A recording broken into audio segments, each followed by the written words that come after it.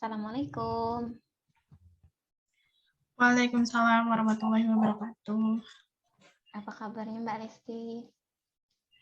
Alhamdulillah, kabar saya baik-baik saja, sehat walafiat. Alhamdulillah. Cuacanya di sana bagaimana Mbak Lesti? Di sini cuacanya agak mendung dikit ya, Bu. Terus tadi sore juga sempat hujan lumayan lebat, tapi sekarang udah berhenti sih hujannya. Iya. Sini tadi sama juga mendung dua di sini. Kegiatan Mbak Lesti hari-harinya apa ya sekarang? Kegiatan saya sekarang ini sibuk kuliah aja, sibuk kayak hari-hari biasa, hari weekdays, kuliah sampai siang. Terus kalau hari libur atau weekend, biasanya dipakai buat ngerjain tugas, nyicil-nyicil tugas dikit. Biasanya semester atas itu tugasnya gimana? Apakah makin susah atau gimana Mbak? Kalau semakin naik ya semesternya, pastinya menurut saya makin susah ya tugasnya. Makin banyak tugasnya, makin susah. Jadi harus dicicil ya ngerjain tugasnya sedikit-sedikit. Soalnya nggak bisa langsung selesai satu kali duduk tugas. Ini sih, memang sih. Mungkin Mbak Lesti sudah tahu mungkin akan datang ke saya itu mungkin tahu mau konseling. Cuman Mbak Lesti sebelumnya udah pernah nggak ikut konseling? Sebelumnya saya belum pernah sih, Bu. Baru kali ini saya ikut konseling. Oh, ini berarti belum pernah sekali atau di SMA, di SMP gitu belum pernah. Cuma pernah denger aja sih, Bu, tapi belum pernah ngikutin yang benar-benar konseling berdua gini. Cuma tahu aja. Oh, ini. Karena mungkin belum pernah mengikuti konseling, mungkin saya jelaskan dulu sedikit ya. Bagaimana Mbak Listi? Baik. Mungkin konseling itu ada proses bantuan kepada dari konselor kepada konselingnya untuk mengatasi atau menghadapi masalah yang dihadapi oleh konseli. Dengan itu mungkin konselor dan konseli bisa berkomunikasi di mana masalahnya bisa terpecahkan nantinya. Mungkin kalau mungkin tidak terpecahkan sekali pertemuan, mungkin bisa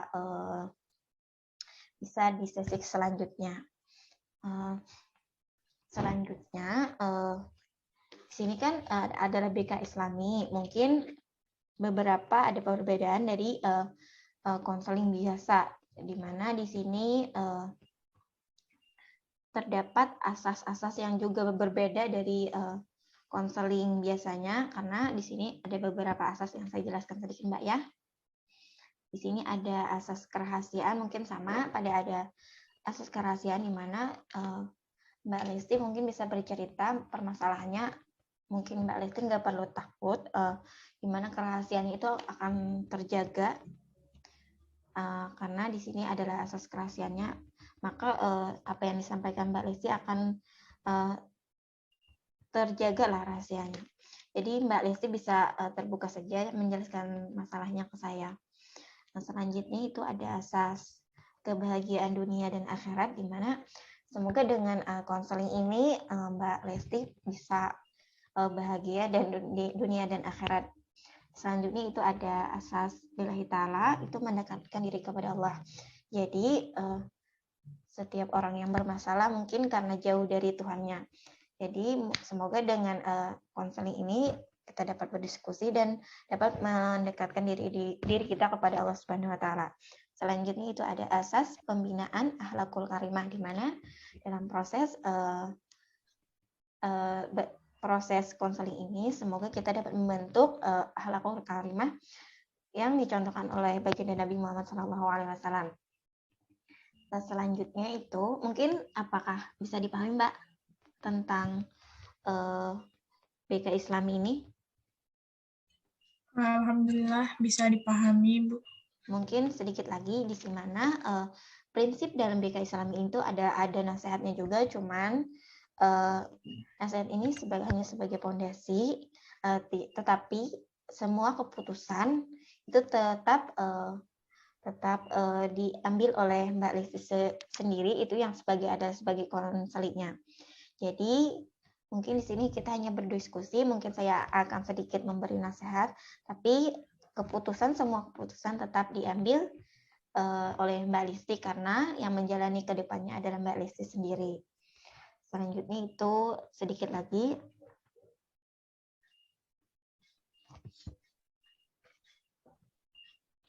Mungkin itu tadi.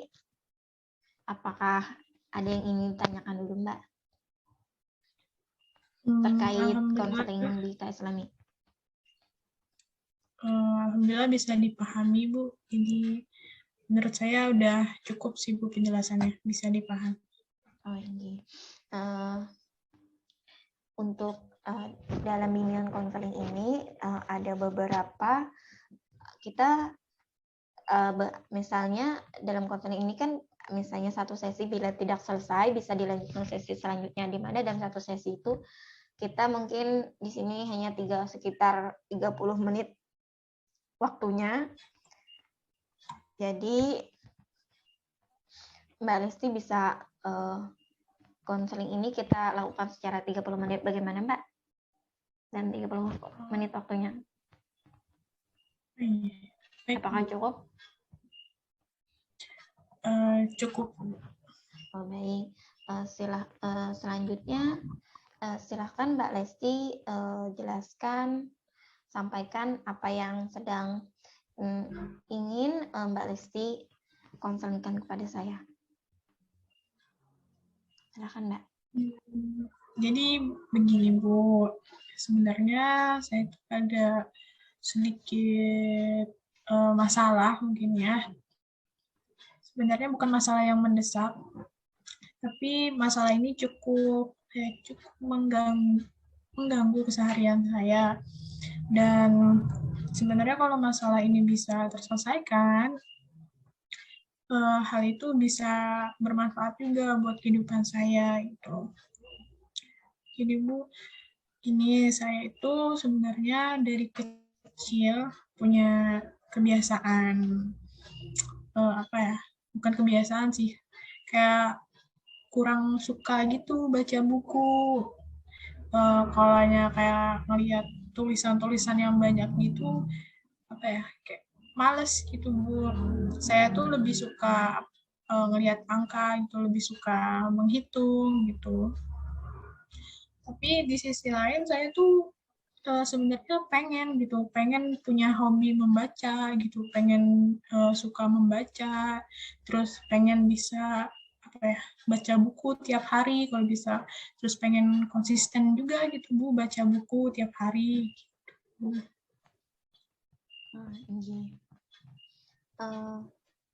Mungkin ada lagi Mbak ingin disampaikan?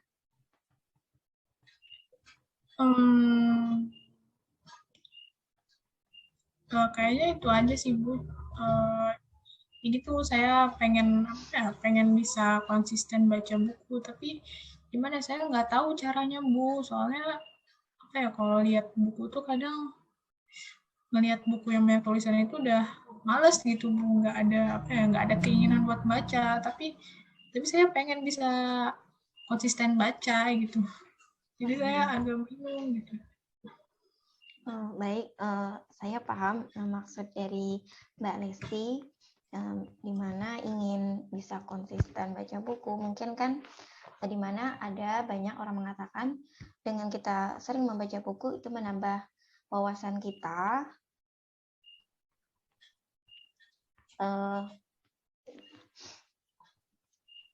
Mungkin kita dapat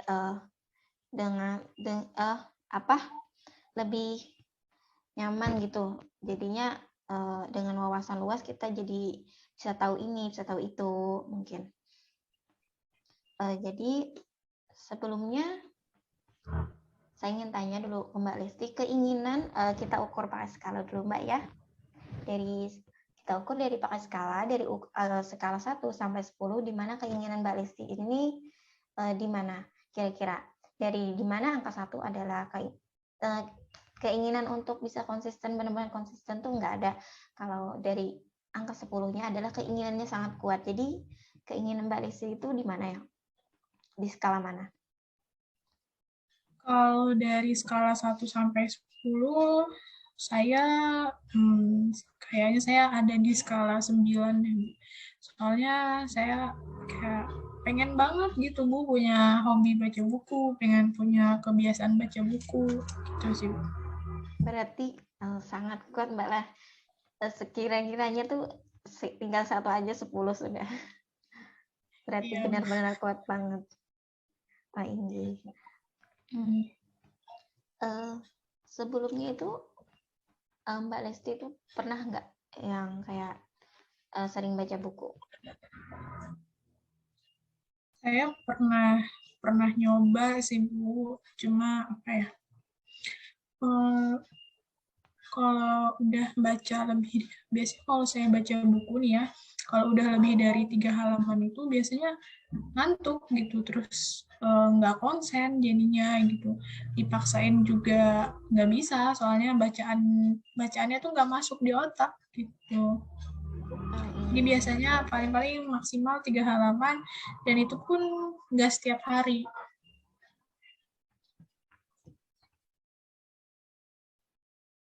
Baik, kita lanjut. Mohon maaf tadi ada karena waktunya habis, kita ulangi sedikit Mbak ya. Iya Bu. Jadi penyebabnya makanya Mbak Lesti itu belum bisa konsisten itu apa ya? Bisa dijelaskan nggak? Penyebab saya belum bisa konsisten itu mungkin kayak saya belum termotivasi untuk apa ya, untuk rajin baca buku. Terus kadang tuh kalau ngelihat buku-buku tebel tuh udah males gitu mau membaca, tapi sebenarnya pengen baca tapi males gitu. Itu sih menurut saya. Kurang motivasi aja. Baik. Sebelumnya saya tanya ulang sedikit ya. Keinginan dari Mbak Lesti tadi apa ya? Bisa diulang sedikit nggak? Keinginan saya itu saya pengen bisa konsisten buat baca buku setiap hari, minimal 2-3 lembar per hari minimalnya. Ya, baik. Bisa digambarkan nggak bagaimana tujuannya akan dicapai dari Mbak Lesti supaya bisa konsisten itu? Bisa digambarkan nggak? Tujuannya Supaya bisa konsisten itu bisa digambarkan nggak? Bagaimana cara mencapainya? mungkin apa ya, supaya bisa konsisten, mungkin saya bakal ini apa namanya, kayak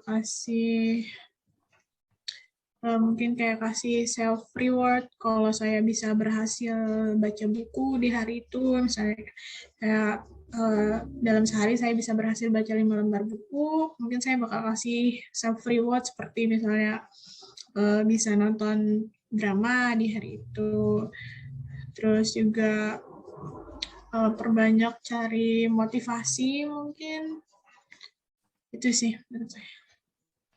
Oh, baik.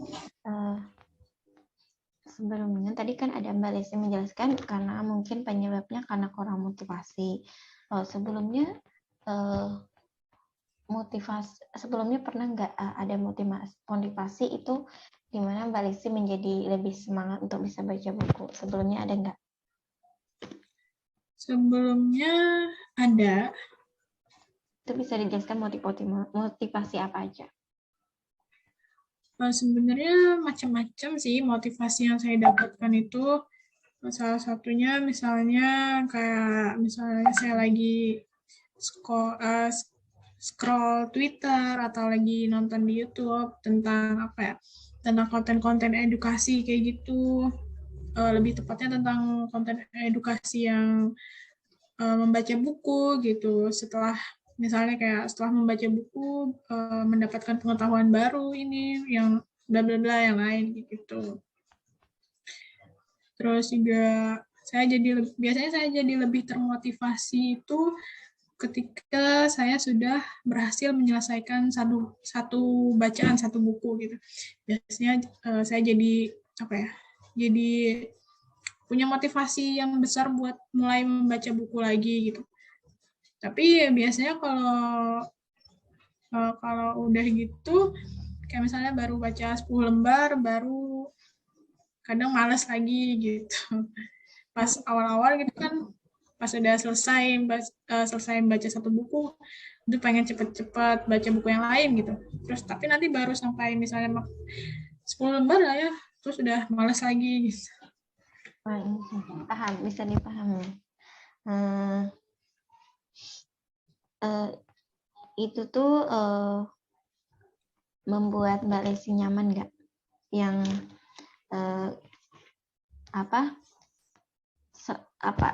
dengan seperti itu, apakah Mbak Lesti merasa nyaman aja?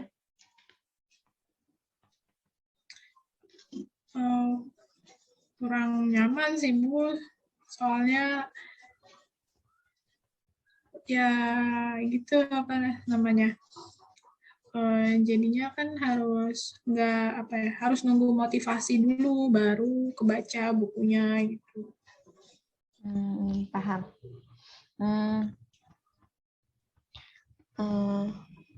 Selanjutnya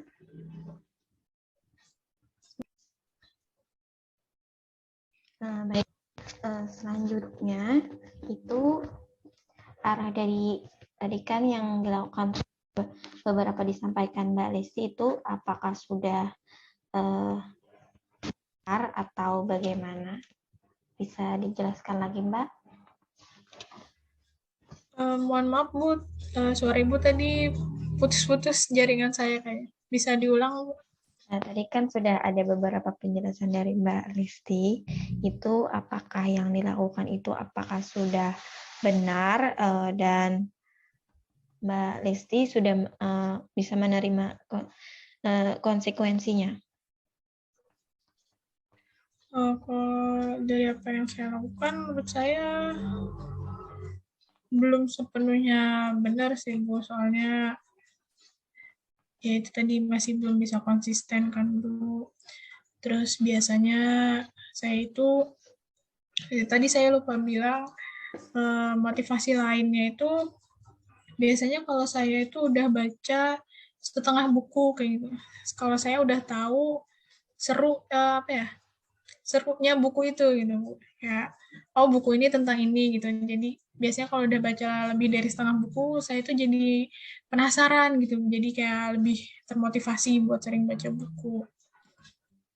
Terus kemudian untuk konsekuensinya tadi, menurut saya konsekuensinya mungkin kalau saya bisa lebih rajin lagi atau bisa konsisten baca buku, mungkin pastinya pengetahuan saya bakal lebih bertambah dan lebih luas lagi. Baik, selanjutnya dari yang pernah dilakukan Mbak Lesti bisa Mbak Lesti yang dari proses counseling kita ini bisa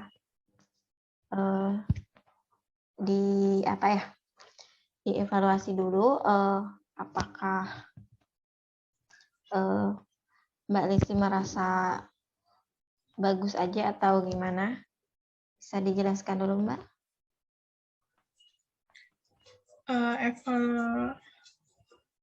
Maaf Bu, gimana maksudnya? Evaluasi dari proses counseling ini. Bisa dijelaskan nggak?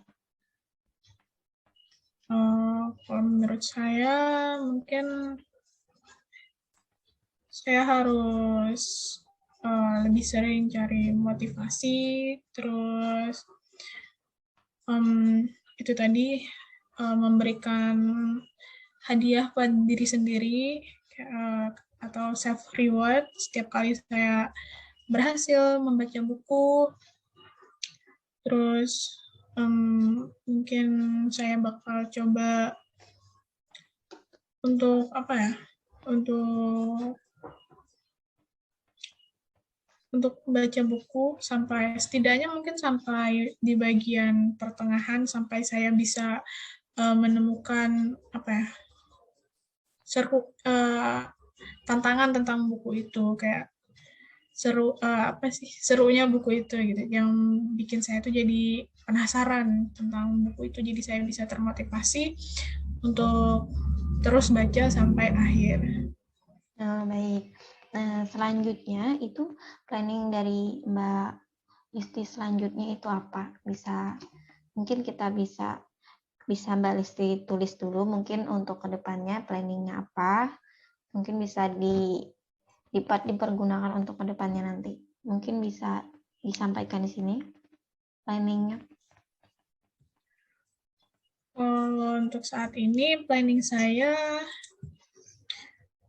bakal bikin target, semacam target gitu untuk 1 bulan ke depan. Selama 1 bulan ke depan itu setiap harinya saya harus membaca buku minimal 3 lembar. Jadi dalam 1 hari saya harus baca buku 3 lembar, buku apapun itu. Jika 1 hari, misalnya 1 hari tertinggal, maka akan saya bayar esok hari. Jadi besoknya bakal saya baca 2 kali lipat.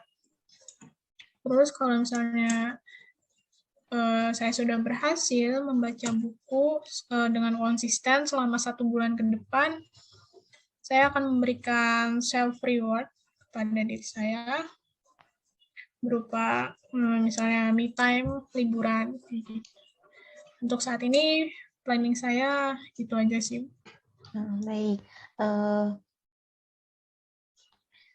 Untuk pelaksanaan dari planning ini kapan Mbak Listi melaksanakannya? Mulai kapan? Mungkin lusa mungkin. Mungkin lusa ya. Yeah. Boleh. Mungkin kita tanya dulu dengan skala bagaimana perasaan Mbak Listi setelah melakukan konseling ini. Dari skala 1 sampai 10, di mana angka 1 perasaannya masih tetap seperti seperti sebelum konseling, di angka 10 perasaannya sudah mulai lega. Jadi setelah melakukan konseling ini perasaan itu di skala mana, Mbak? Perasaan saya ada di skala 9 karena saya merasa udah lebih lega, udah lebih plong karena saya bisa sharing, bisa curhat di sini, dan saya bisa menemukan solusinya untuk permasalahan saya. Mungkin bisa disampaikan di sini pesannya setelah melakukan konseling. Pesan saya, pertama saya merasa sangat bersyukur bisa bertemu dengan Ibu. Terus saya juga bersyukur karena bisa sharing-sharing dengan Ibu, bisa curhat dengan Ibu, terus bisa konseling dengan Ibu. Karena dengan adanya konseling ini, saya jadi bisa tahu permasalahan saya itu apa, terus saya bisa mengatasi kebingungan saya yang sebelumnya, karena dibantu juga sama Ibu, diarahkan sama Ibu, jadi saya bisa tahu tujuan utama saya itu apa, jadi nggak bingung lagi. Terus berkat Ibu juga saya jadi punya planning, punya target yang tetap gitu untuk kedepannya. Itu aja. Mungkin apakah ada lagi yang ingin disampaikan Mbak Listi? Tidak ada. Mungkin sudah cukup ya. Mungkin nanti insya Allah kalau ada waktu lagi, kalau Mbak Lesti ingin melakukan sesi selanjutnya, bisa saja hubungi saya dulu via WA. Baik. Dan saya juga sangat senang bisa membantu Mbak Lesti. Semoga ini dapat bermanfaat bagi Mbak Lesti dan saya. Dan semoga kita selalu dapat mendekatkan diri kepada Allah, dan semoga dengan ini planning dari Mbak Lesti ini bisa benar-benar terjalan dan dapat diimplementasikan ke depannya. Dan mungkin saya juga mohon maaf apabila ada dalam penyampaian atau diskusi hari ini ada kesalahan kata atau sikap yang menyinggung Mbak Lesti. Sekali lagi mohon maaf, dan mungkin sampai berjumpa kembali Mbak Lesti, dan terima kasih sudah mempercayakan sudah mau bercerita dengan saya. Baik. Mungkin saya itu saja. Silakan Mbak. Silakan Mbak. Ya, saya juga terima kasih sama Ibu udah mau bersedia mendengarkan curhatan saya. Dan ini mungkin kalau misalnya saya udah berhasil atau mungkin ada kendala di pertengahan planning nanti, saya bisa kan kontak Ibu lagi nanti. Mungkin insya Allah bisa aja di kontak via WA. Ya. Mungkin itu saja dulu ya. Terima kasih. Iya. Assalamualaikum warahmatullahi wabarakatuh. Terima kasih juga Ibu. Waalaikumsalam warahmatullahi wabarakatuh.